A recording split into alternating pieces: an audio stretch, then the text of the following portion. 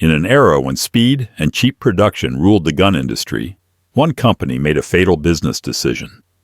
While Winchester was cranking out thousands of rifles to meet Wild West demand, James Bullard and his craftsmen in Massachusetts took a different path. They chose to build the finest rifles money could buy, regardless of how long it took or what it cost.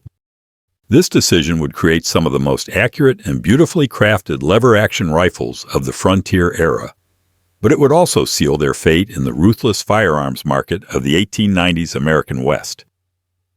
Despite earning a reputation for exceptional craftsmanship and accuracy, Bullard rifles remained niche firearms due to their high manufacturing costs and lengthy production times. The company's commitment to quality over quantity meant these superior rifles were produced in limited numbers, ultimately contributing to their commercial downfall in the competitive Wild West firearms market. By the time James H. Bullard brought his remarkably smooth lever-action rifle to market, the single-shot and repeating rifle industry was already dominated by big names like Winchester, Remington, and Marlin.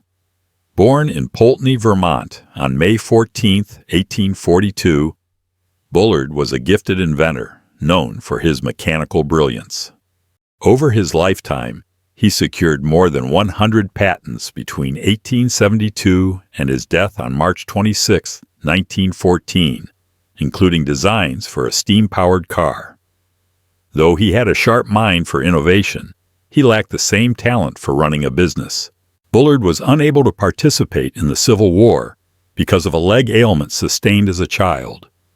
Rather, he worked for a number of machine businesses until joining Smith & Wesson in 1874 as a master mechanic. By early 1882, he had started his own firm in Springfield, Massachusetts, initially called J.H. Bullard and Company that May. The company changed its name to the Bullard Repeating Arms Association, and by October 11, 1883, it was officially known as the Bullard Repeating Arms Company. Bullard stepped away from day-to-day operations in 1885 to focus on other inventions. Without his leadership, the company eventually shut down in 1891. The Bullard rifle is considered a rare and unique piece of firearms history, particularly because the company produced both a lever-action repeater, patented on August 16, 1881, and a distinctly different single-shot model, which was patented on July 6, 1886.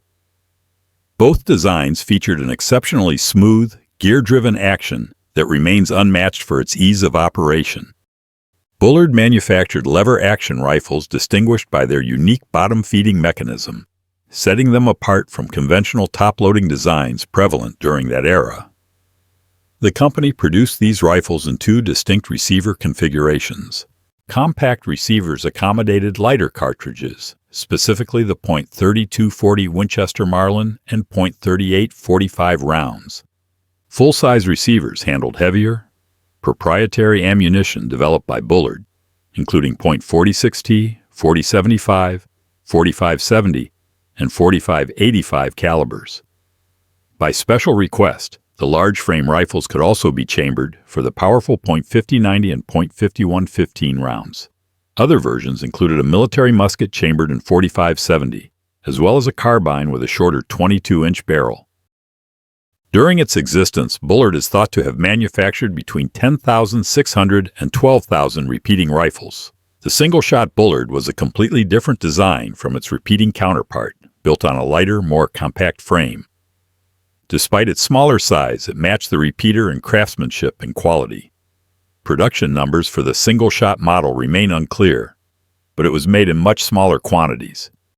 It was offered in .32, .38, .45, and .50 caliber, with the .50 caliber versions being especially rare today and commanding high collector value. Some rifles came with interchangeable barrels, like the one shown above, which was custom converted to fire the .22 long rifle rimfire cartridge, a caliber not originally offered by Bullard.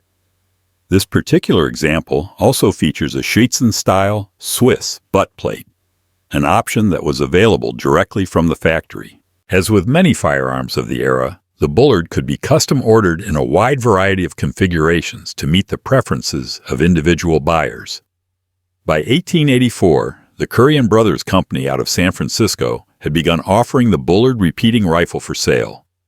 Within just a few years, the rifle earned a reputation across the American West. Even Theodore Roosevelt owned one, a custom 6-shot express model chambered in the powerful .50, 115 caliber. Back in 1886, a standard Bullard rifle without checkered wood or upgraded sights sold for about $35. That's over $1,100 in today's money. It wasn't cheap, but buyers believed they were getting solid value for the price. One of those buyers was William Alonzo "Doc" Allen, a well-known hunter in Montana. Allen had been a loyal Winchester man, but in the late 1880s he made the switch to the Bullard.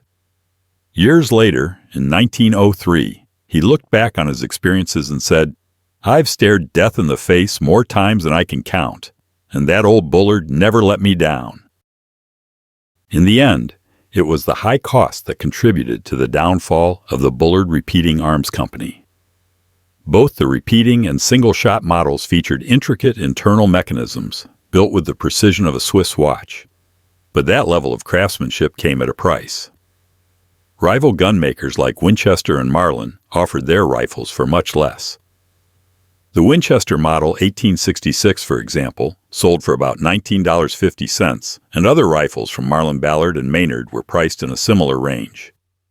While Bullard clearly surpassed the competition in terms of engineering and build quality, the company never fully embraced mass production or standardization.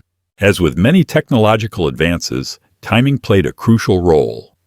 Bullard's top-tier firearms were simply too expensive to compete with the more affordable, mass-produced rifles that appealed not just to wealthy sportsmen, but also to everyday working folks. In the end, Bullard rifles weren't just guns. They were masterpieces, forged in a time when craftsmanship still meant something. They weren't made for the masses. They were built for the few who demanded excellence, who trusted their lives to precision when riding alone through dangerous country. James H. Bullard may not have built an empire like Winchester or Remington, but what he left behind was something far rarer, a legacy of genius hidden inside blue steel and walnut. His name might be forgotten in most history books, but for those who've shouldered a Bullard rifle, his spirit still echoes across the frontier.